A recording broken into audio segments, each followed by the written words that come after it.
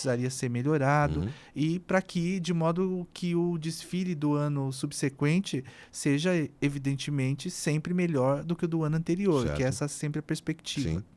Então, como se dá esse processo? Então, agora, terminou o carnaval, Uhum. né? Essa apresentação agora. Então, vocês já começaram a trabalhar. Como que começa? Então, assim, já tem necessário, é o mesmo carnavalesco da escola todo ano? Ou vocês trocam de carnavalesco? Tem, como que é o processo de escolha do samba enredo? Uhum. Como que se financia isso? Existem determinados momentos do ano ou época do ano que você tem que comprar determinado insumo para Uhum. estabelecer aquilo que vai ser, o que serão as alegorias a serem apresentadas na avenida? Então, como se dá esse processo de construção até que nós cheguemos ao grande dia, que é o dia da apresentação e o espetáculo? Passado a apuração e desfile das campeãs, a gente faz um estudo sobre tudo aquilo que funcionou e aquilo que não funcionou. Nós temos vídeos que a Liga nos fornece, cada cabine de jurado tem um vídeo. Então o jurado aponta lá um erro tal. Erro na evolução, abriu buraco tal hora, minuto tal, cabine tal. Eu vou lá no vídeo da cabine tal, abro, minuto tal, realmente teve esse problema tal. Então a gente, é como se fosse um VAR. Então a gente pega tudo aquilo que não deu certo, isso aqui a gente tem que consertar. Tudo aquilo que deu certo a gente procura manter. Os profissionais vão continuar, então o cantor vai continuar, o mestre de bateria vai continuar, o diretor de carnaval vai continuar, o carnavalesco vai continuar. Vamos, então a equipe se manteve, então agora vamos projetar o ano seguinte. Então esse de um mês para cá, né, o carnaval foi dia 18, né?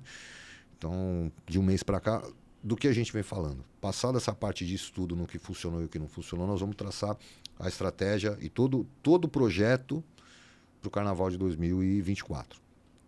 Então, sobre o que nós vamos falar? Qual é o tema? Isso. Então, aí primeiro... Que é a questão central aí para desenvolver o enredo. Para esse desenvolvimento do enredo, aí o carnavalesco faz não só ele, mas eu também, o presidente e tal, a gente começa a pesquisar diversos assuntos. Nós vamos falar sobre a caneca. Beleza. Então a caneca nasceu na China no ano tal, putz, mas tem uma história na Mesopotâmia aqui. Então vamos... Aí você vai traçando esses paralelos. Putz, esse enredo aqui é legal? Putz, não é. Então esse aqui já tirou. De repente vem alguém e fala assim, pô, eu vou patrocinar, nós vamos falar sobre a história da câmera. Beleza, então veio uma empresa e tal. Legal, isso é relevante? É necessário que a gente tenha uma verba a mais. A gente consegue fazer um carnaval muito melhor quando você tem um enredo patrocinado, né? E embora ainda existam aquelas pessoas que tenham a resistência em virtude da cultura e tal, mas não é legal você falar de coisas que não são populares e tal. Enfim, o enredo patrocinado vai funcionar? Não vai. Então a gente descarta. O enredo patrocinado consegue funcionar? Consegue. De que forma que ele vai funcionar? A gente não pode simplesmente chegar e falar, vamos falar sobre a história da câmera, do microfone e tal, e simplesmente colocar um monte de câmera, um monte de microfone ao longo do tempo lá.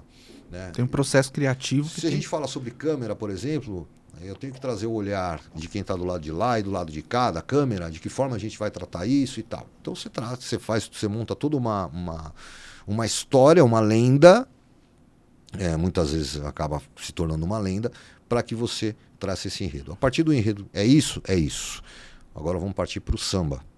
Em paralelo, quando o Império não tem feito eliminatória, a escolha de sambas de enredo, a gente encomenda um samba, tem já os compositores fixos que tem dado um resultado muito satisfatório para a escola, muito bom para a escola, a gente entrega essa responsabilidade para eles. E em paralelo, vamos começar a fazer os pilotos das fantasias. Então tem lá todo o desenho de fantasia, de alegoria. Isso aqui vai funcionar, essa alegoria não. Aqui a gente vai trocar a cor, por exemplo, desse desenho. Não, tem que ser em tom de azul, porque é mais fácil de, sei lá, a câmera pegar e etc, etc. Tá bom. Figurino, fantasia. Fez todos os pilotos, a gente vai vestir cada fantasia. Isso aqui é muito pesado. Isso aqui não funciona. Na hora do componente se mover, ele vai ter problema. Então diminui o tamanho do plumeiro, do costeiro, né, do resplendor que a gente fala. Isso aqui não está dando leitura. A partir do momento que eu coloco lá dizendo que essa fantasia significa uma caneca, ela tem que parecer uma caneca. Sim. Então, dá leitura? Não. Porque o que acontece? Existe algo que acaba deixando o carnaval um pouco chato. Você como leigo, ou alguma pessoa que é leiga no carnaval, se ela estiver na televisão assistindo, ela assistir a primeira escola. Ela dorme e acordou na sétima, ela acha que é a mesma escola que está desfilando. porque ela não enxerga.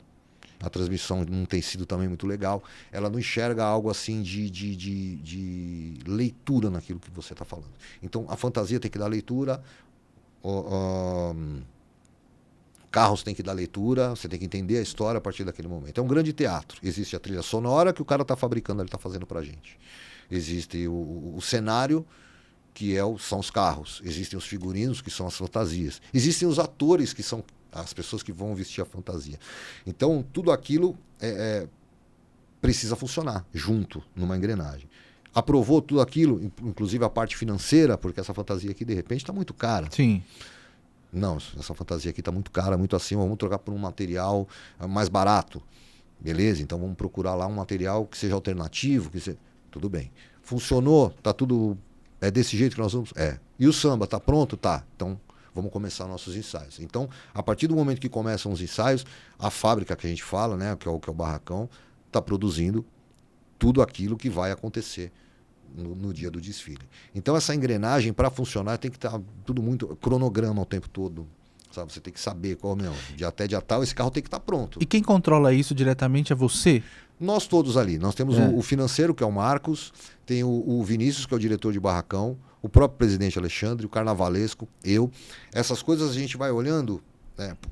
Português, veste essa fantasia aqui, por exemplo, vê se ela está muito pesada para um componente. Tá muito pesado. Até porque eu sou um cara muito leve também, então tudo vai ficar pesado. Mas assim, tem coisa que para você se mexer. Pô, isso aqui está dando leitura? Não, isso aqui não está dando leitura. Então, essas coisas que a gente vai se consultando, vai se conversando, né? São essas pessoas junto ao carnavalesco. Eu chego no cara, de repente, do ateliê de fantasia e falo, isso aqui tá pesado, carnavalesco, isso aqui nós vamos ter que trocar. Ou o carnavalesco chega e apresenta uma outra solução. Então, vamos trocar esse figurino por esse aqui.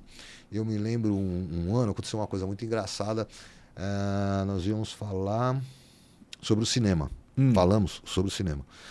E aí a fantasia da bateria, o enredo chamava O Império Contra-Ataca.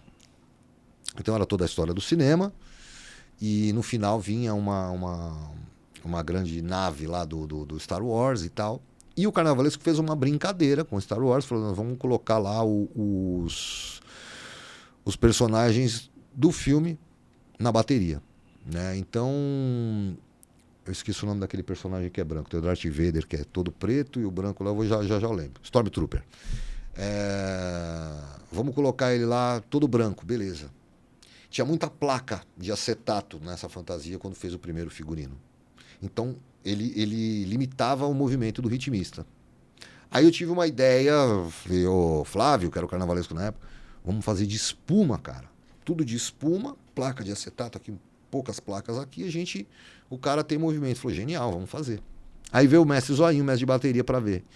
O Zoinho falou assim, você parece que nunca foi ritmista na vida. E eu desfilei com ele a vida inteira. Falei, por quê? Falei, cara, espuma abafa o som. Então, uma coisa assim, você tem que ver a necessidade de cada um. Aliás, um grande abraço, o mestre Zoinho, meu amigo, meu irmão. Esse é um... Que levou você pra lá. Né? Sim, é meu amigo ídolo esse cara. É um cara que eu tenho...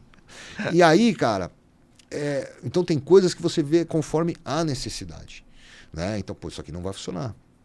Isso aqui... E aí vocês vão substituindo. Quer dizer, o que eu acho interessante é esse processo de construção, que ele é muito colaborativo. Isso. Então vocês se reúnem e aí acontece um brainstorm, por exemplo, para se definir o enredo, salvo quando ele é patrocinado e tem viabilidade ou relevância.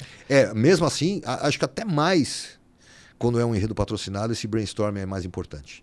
Porque a gente não pode deixar nada engessado. Né? Quando você fala, por exemplo, um enredo patrocinado que é de um país, de um CEP que a gente fala, um país, um estado, uma cidade e tal, você vai contar invariavelmente a história da cidade, e isso é muito claro. Né? Difícil é você falar sobre empresas, por exemplo. De que forma que a gente, em 2011, o Império falou sobre a cerveja. Existia um patrocínio de uma cervejaria. E de que forma que a gente vai inserir o nome, porque não pode ter o nome no samba, não pode ter o nome na alegoria, não pode aparecer logomarca alguma. Quer dizer, então você vai tentando de alguma forma inserir aquela marca. Vamos falar sobre o quê? Sobre a história da cerveja. né, do líquido. Então você vai falando, pô, nasceu no Egito, aí passou, Alemanha, tá. Tá, mas e o patrocinador vai aparecer aonde?